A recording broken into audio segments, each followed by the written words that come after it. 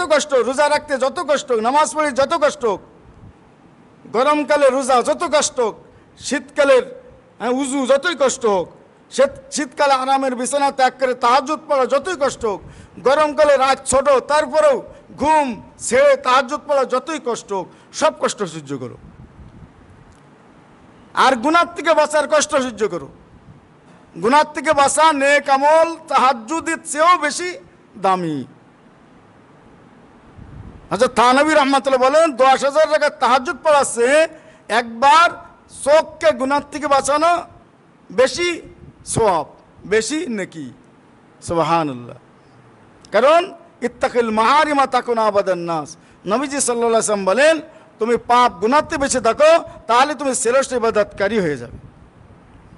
পাপ গুনাহতে বেঁচে থাকা শ্রেষ্ঠতম ইবাদত। আমরা অনেকে আছি, অনেক নফল আমল করি, কিন্তু চোখের ইবাদত নেই, গীবতে বাঁচা নেই, জবানের ইবাদত নেই, কানের ইবাদত নেই, অন্তরের ইবাদত নেই, অহংকার, হিংসা, বিদ্বেষ, লোভ লালসা, রিয়া ইত্যাদিতে ভরা। আছে গেছে না? রাগ কি, মাথা গরম, ফাটায় ফেলে মাথা। এগুলো সব জটিল জটিল গুনাহ। এইসব গুনাহ থেকে বেঁচে থাকা শ্রেষ্ঠতম ইবাদত। এটা সবর। বালা মুসিবত, অভাব অনটন, রোগ ব্যাধি, শত্রু শত্রুতা, হিংসুকের হিংসা আছে কিনা? প্রত্যেকের জীবনে আসবে। আল্লাহ তাআলা বলেন ওয়ালা নাবলুওয়ান্নাকুম বিশাইয়্যিম মিনাল খাউফ ওয়াল জু' ওয়া নাকসিম মিনাল আমওয়ালি ওয়াল আনফুসি ওয়াস সামারাত ওয়া বাশশিরিস সাবিরিন। তোমাকে অবশ্যই পরীক্ষা নিব, অবশ্যই ডবল অবশ্যই বলছেন। তোমাকে ভয় দিয়ে না, নানান জন তোমারে ভয় দিবে। ওয়াল জু' অভাব অনটন আসবে। নাকসিম মিনাল আমওয়াল, মালের ক্ষতি হয়ে যাবে, ফসল নষ্ট হয়ে যাবে, আম নষ্ট হয়ে যাবে, বরই নষ্ট হয়ে যাবে, পান নষ্ট হয়ে যাবে, চুরি হয়ে যাবে। এটা কার পক্ষ থেকে হয়? আল্লাহর পক্ষ থেকে। অনাকসিম মিনাল আমওয়াল, মালের ক্ষতি হয়ে যাবে। ওয়াল আনফুসি, অনেক আপনজন মারা যাবে তোমার সামনে, তখনও সবর করো। আর সামারাত, ফসলের ক্ষতি হয়ে যাবে। অবাশশিরিস সাবিরিন,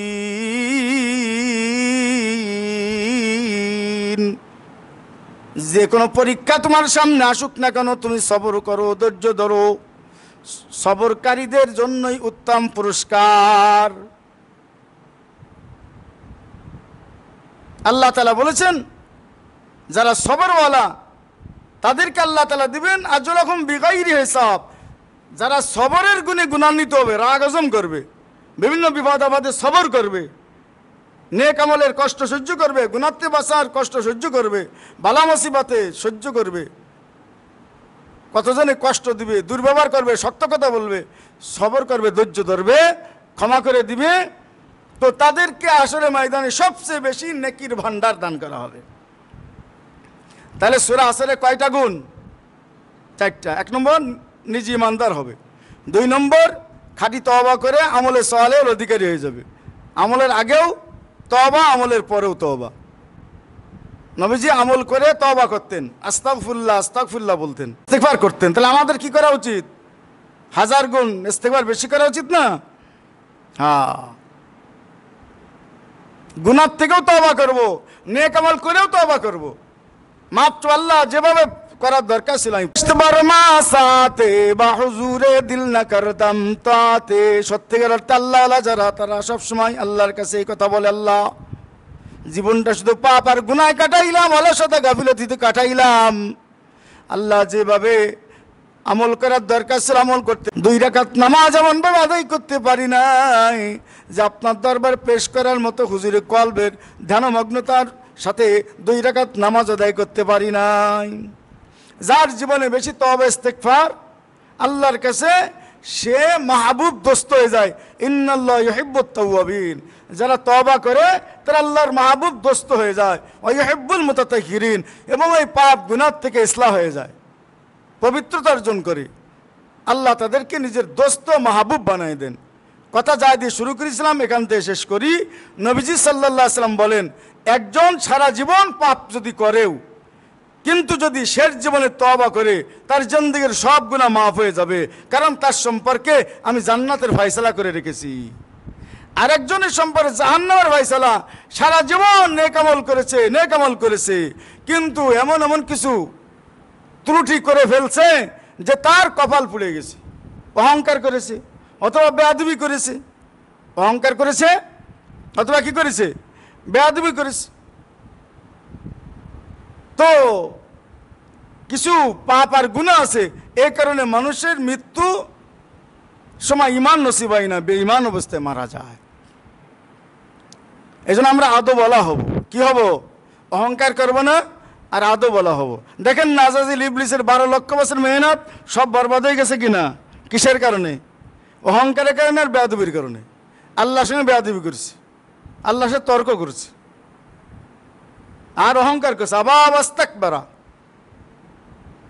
আল্লাহ তাআলা আমাদের সবাইকে এই সূরাতুল আসরের যৎকিঞ্চিত সংক্ষিপ্ত আলোচনা, লম্বা আলোচনা করার সুযোগ জমার দিন হয় না, এই জন্য যৎকিঞ্চিত যা আলোচনা হলো, আল্লাহ তাআলা বলেন আল আসর, সময়ের কসম, আসরের কসম, জীবনের শেষ সময়ের কসম।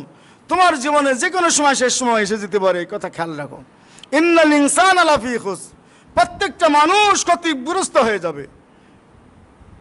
তবে ইল্লাল্লাযীনা আমানু, যদি সে ইমানদার হয়, ওয়া আমিলুস সালিহাত, তওবা করে আমলে সালেহের অধিকারী হয়ে যায়, ওয়া তাওয়াসাউ বিল হাক্কি, নিজের ভাবনা ভাবে না, উম্মতের ভাবনাও ভাবে, সন্তানদের ভাবনাও ভাবে, স্ত্রী পরিজনের ভাবনাও ভাবে, আত্মীয় স্বজনের ভাবনাও ভাবে, বংশধরদের ভাবনাও ভাবে, পাড়া প্রতিবেশীর ভাবনা ভাবে, পুরো উম্মতের ভাবনা ভাবে, তারাও যেন জাহান্নাম থেকে বেঁচে জান্নাতি হতে পারে।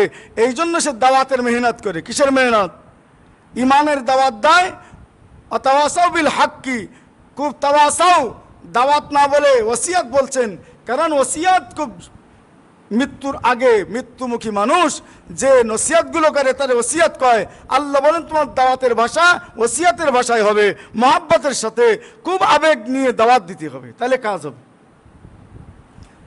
হক মানে ইমান, কারণ ইমানের দাবিদার দুনিয়া বহু আছে। কাদিয়ানিরাও তো মনে করে আমি মুসলমান, নাকি বলেন?